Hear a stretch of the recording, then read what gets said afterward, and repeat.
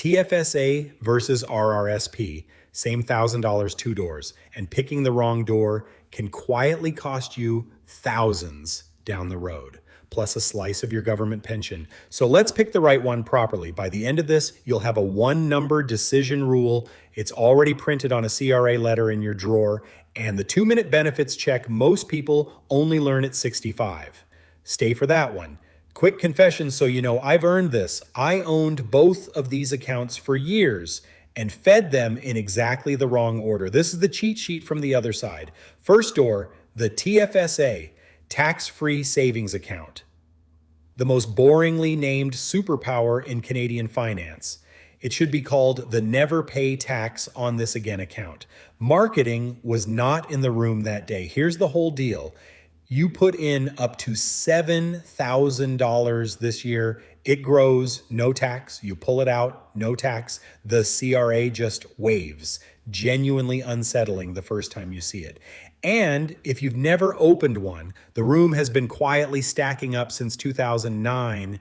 Every year you were 18 or older, whether you noticed or not. It waited for you. For someone who's been an adult the whole run, that's $109,000 of lifetime room.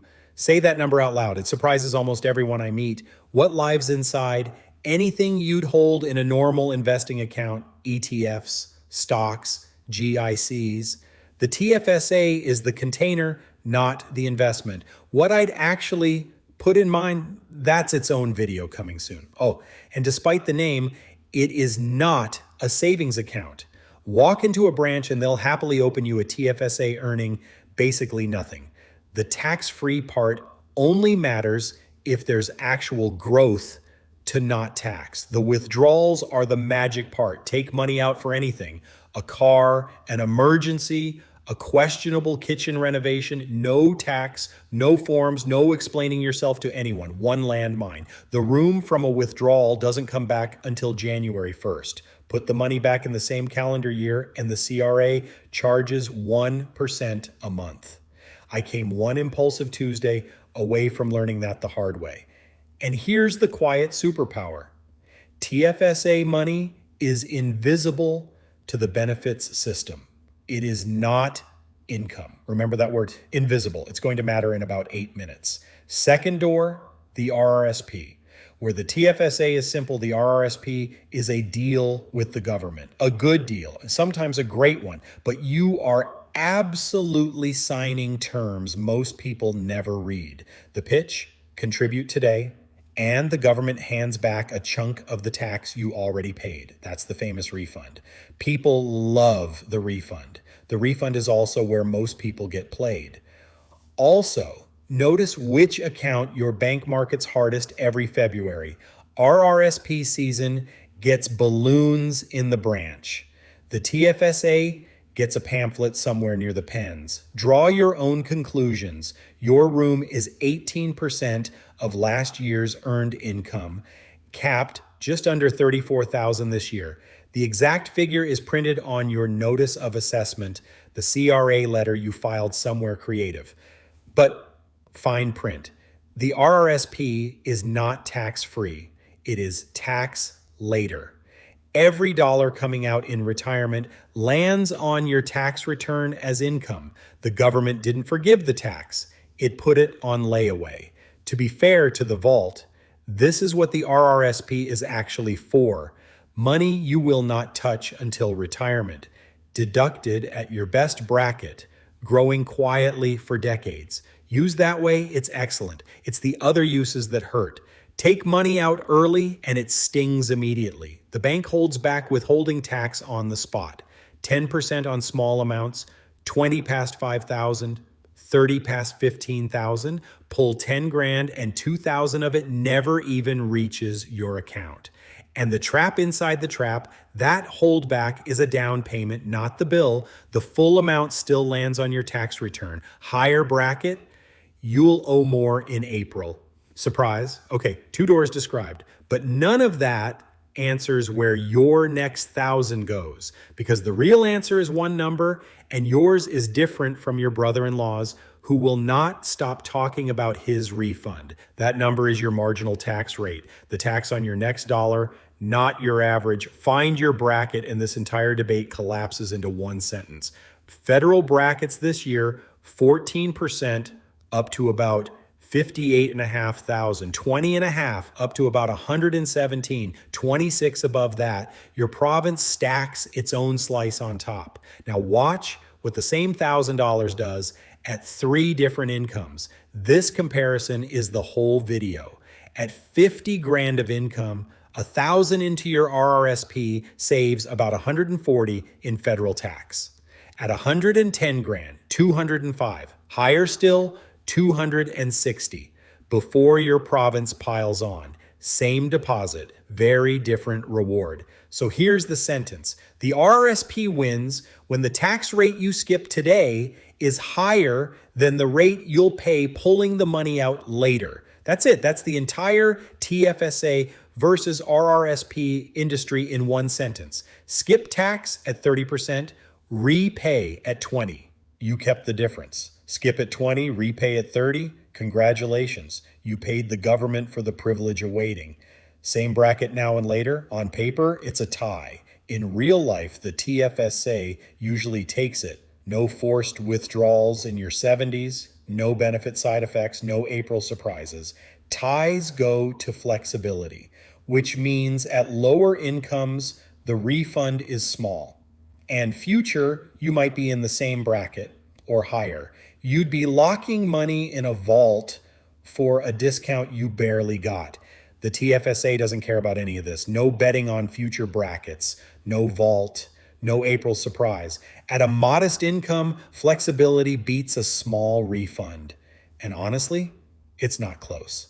High earner, flip everything I just said, skipping tax at 30+% and withdrawing in a calmer retirement bracket is the RRSP doing exactly what it was built for. That's the good deal. Here's my version.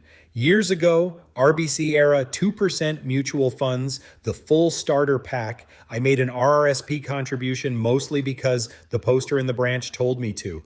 The refund arrived. And did I invest it? I did not. It became, I want to say, a mountain bike. The government's retirement incentive converted directly into a mountain bike.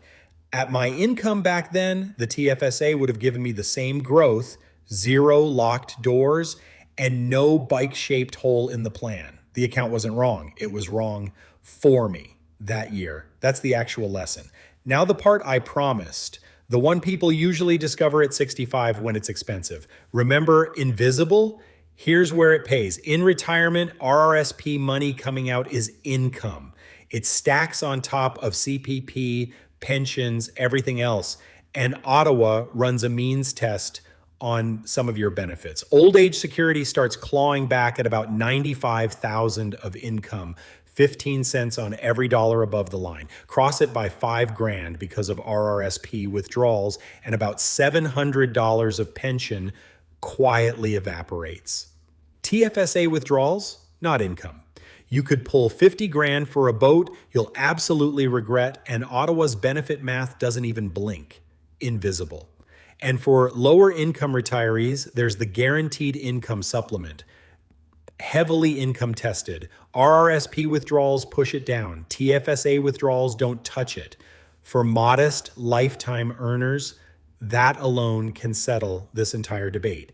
TFSA, one grown-up move worth knowing. Some retirees drain their RRSP a little early, in their low income 60s, before the benefits math starts. Precisely so, it never trips these tests later. Advanced play, file it away. So that's the 2-minute check. Picture your retirement income, mostly CPP and modest savings. The benefits test says TFSA. Big pension already coming, different math, and now you know which one. The RRSP question was never just what's my bracket today? It's what does my income look like at 70? The vault opens right when the means testing starts. Plan for both ends. All right, decision time. Your next $1,000. Walk it through with me. 4 questions, 30 seconds. 1. Does your job match RRSP contributions? Take the match first. That's free money at 100% return, and nothing else in this video beats free money. 2, no match and a modest income TFSA. Take the flexibility, skip the small refund, and let it compound tax-free for decades. Boring. Devastatingly effective. 3, high bracket now, calmer income coming in retirement, RRSP, and actually invest the refund. The refund is part of the strategy. It is not a bonus round. 4, somewhere in the middle or just unsure, default TFSA. You can always move TFSA money into an RRSP later in a fat income year and harvest a bigger refund. The reverse move is considerably less fun. And if a first home is anywhere in your picture, the FHSA rearranges this whole ranking. I did a full 3-way showdown on that. Link at the end. It's the natural sequel. New to Canada? Your TFSA room only starts counting from the year you became a resident. And RRSP room needs a filed Canadian tax return first. So year 1, the TFSA is usually the only door that's even open. Convenient, since it's the right one. Rapid fire fine print because the comments section keeps me honest. The RRSP isn't a total vault.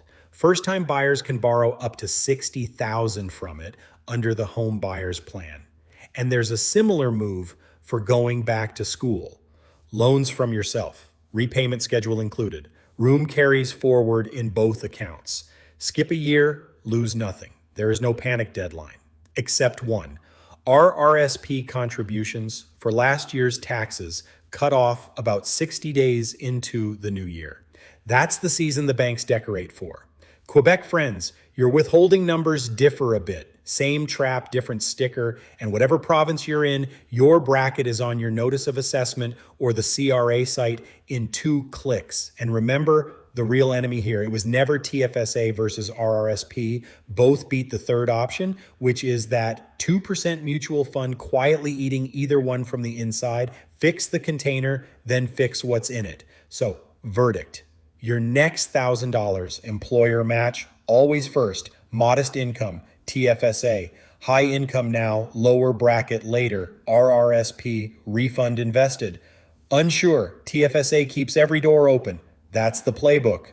My own order hasn't changed since the bike incident. TFSA first, and the RRSP earns its keep in the high income years. Your brackets might flip that. And now you know exactly how to check. Drop your call in the comments, TFSA or RRSP for your next 1,000 and roughly which bracket you're in. I read all of them, and Team Refund always shows up. Bring numbers. If a first home's in play, the TFSA versus RRSP versus FHSA showdown is your next watch. It picks up exactly where this ends. Subscribe if plain language Canadian money talk is your thing, not financial advice. Just a dad who read the CRA pages so you don't have to.